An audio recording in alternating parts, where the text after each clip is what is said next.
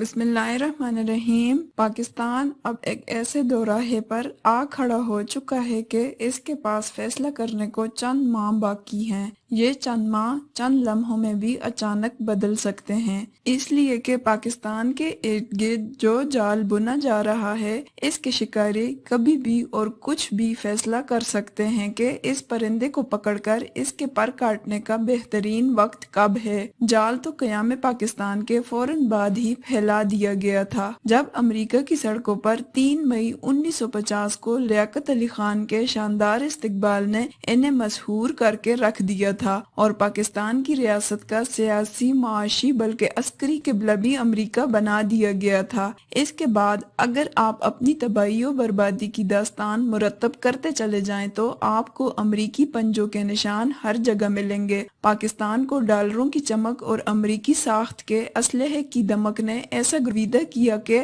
آج تک وہ اس بے وفا معشوق امریکہ کی زلفوں سے نکلنے نہیں پاتا۔ آغاز محبت سے لے کر اب تک امریکہ نے پاکستان کو 78.3 ارب ڈالر امداد کی صورت دیے ہیں، جو ہر سال موقع اور حالات کی مناسبت سے زیادہ اور کم ہوتے رہے۔ یہ تمام کی تمام امداد عسکری تھی، بلکہ کمال فراخ دلی سے امریکہ نے اس میں سے 1% سول ترقیاتی پروگراموں پر خرچ کرنے کی اجازت دے رکھی تھی اور گزشتہ برسوں میں 3% بارڈر سیکورٹی اخراجات کے لیے بھی منظوری دی گئی۔ اس امداد کی سب سے بڑی پابندی یہ تھی کہ آپ صرف امریکی اسلحہ خریدیں گے، امریکی ماہرین کی خدمات حاصل کریں گے، یہاں تک کہ اگر کبھی خوراک میں کمی پیدا ہو جائے تو وہ بھی امریکی مارکیٹ سے اٹھائی جائے گی۔ قدرت اللہ شہاب نے PL 480 کے تحت گندم کی پہلی کھیپ کی کراچی آمد کا تذکرہ کرتے ہوئے لکھا ہے کہ پاکستانی سیاسی اشرفیہ نے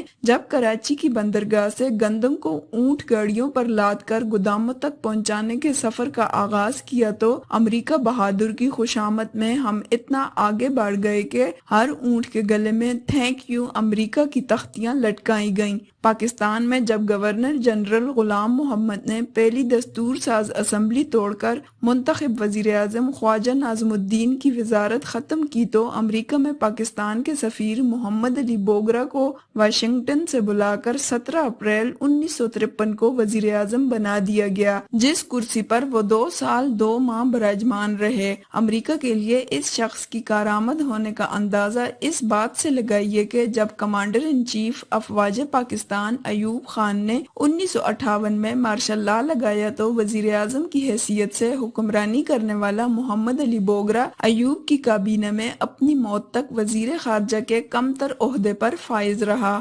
پاکستان نے 1954 میں امریکہ کے ساتھ میوچل ڈیفنس اسسٹنس گروپ، باہمی عسکری امدادی گروپ ترتیب دیا تو اس کے بعد سے پاکستانی فوج کے اعلیٰ افسران امریکہ میں جا کر باقاعدہ ٹریننگ حاصل کرنے لگے۔ جب اسی امدادی گروپ کی کوکھ سے ایوب خان کے مارشل لا نے جنم لیا تو امریکہ نے پاکستان کی امداد بھی دگنا کر دی، لیکن 1965 کی پاک بھارت جنگ میں امریکہ کی بے وفائی کا پہلا رخ نظر آیا۔ جیسے ہی جنگ شروع ہوئی، امریکہ نے پاکستان پر فوجی اور معاشی پابندیاں عائد کر دیں اور بتایا کہ ہم آپ کی مدد بھارت سے لڑنے کے لیے نہیں کرتے بلکہ کمیونسٹ سوویت یونین سے لڑنے کے لیے کر رہے ہیں۔ یہی وجہ ہے کہ جب بھارت نے 1971 میں مشرقی پاکستان پر حملہ کیا تو امریکہ نے 2 بہت اہم اقدامات اٹھائے۔ ایک یہ کہ مشرقی پاکستان کو آسانی سے ایک علیحدہ ملک بننے دیا۔ اس کی وجہ یہ تھی کہ پاکستان نے خفیہ طریقے سے ہنری کسنجر کی چین کی قیادت سے ملاقات کروا دی تھی اور فروری 1972 کے مہینے میں امریکی صدر اور ماؤ زے تنگ کی ملاقات متوقع تھی، جس میں امریکہ یہ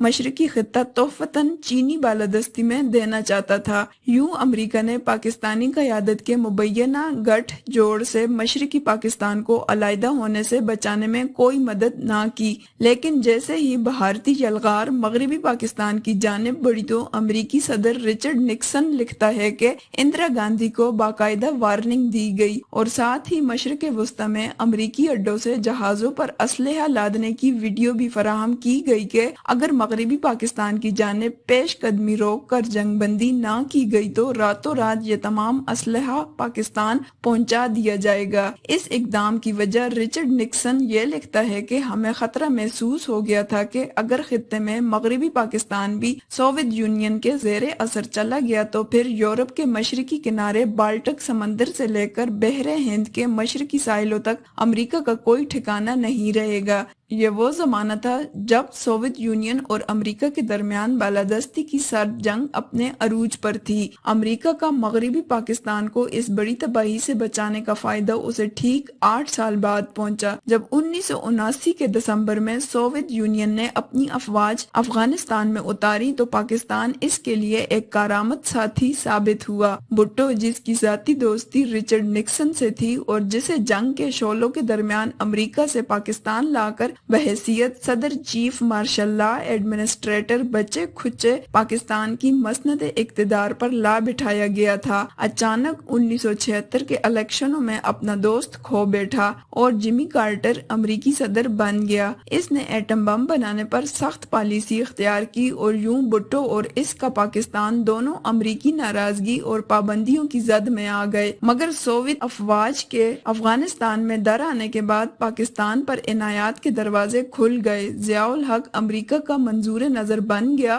اور 1981 میں پاکستان نے امریکہ کے ساتھ ایک معاہدہ کیا جس کے تحت 3.2 ارب ڈالر کی عسکری اور معاشی مدد پاکستان کو ملنا تھی۔ حیرت کی بات ہے کہ پاکستان کے نخرے اس وقت اپنے عروج پر تھے۔ جمی کارٹر نے 1980 میں پاکستان کو 3 کروڑ 25 لاکھ مدد کی پیشکش کی، جسے ضیاء الحق نے وصول کرنے سے انکار کر دیا۔ اس نے رقم بڑھا کر 5 کروڑ ڈالر امداد کے حکم نامے پر دستخط بھی کر دیے۔ ضیاء الحق نے پھر انکار کر دیا اور کہا کہ ہم افغان جہاد کو امریکہ کی مدد کے بغیر بھی چلا سکتے ہیں، لیکن جیسے ہی رونالڈ ریگن صدر بنا سب کچھ بدل گیا۔ وجہ یہ تھی کہ تقریباً 2 سال پاکستان نے بغیر کسی عالمی امداد اور افغان مجاہدین نے امریکی اسلحہ کے بغیر یہ ثابت کیا کہ وہ سوویت یونین کے خلاف لڑائی اکیلے بھی جیت سکتے ہیں۔ لیکن روس کے افغانستان سے چلے جانے کے فوراً بعد 1990 میں پریسلر ترمیم کے ذریعے پاکستان پر سخت پابندیاں عائد کر دی گئیں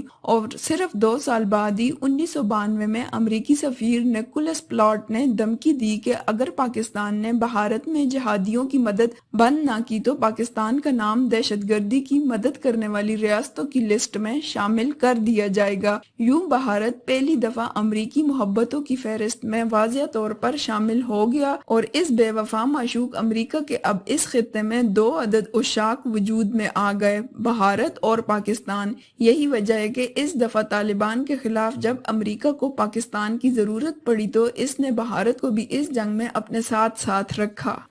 اگر آپ کو ہماری آج کی ویڈیو پسند آئی ہے تو ویڈیو کو لائک کریں، چینل کو سبسکرائب کریں اور بیل آئیکن کو ضرور دبائیں۔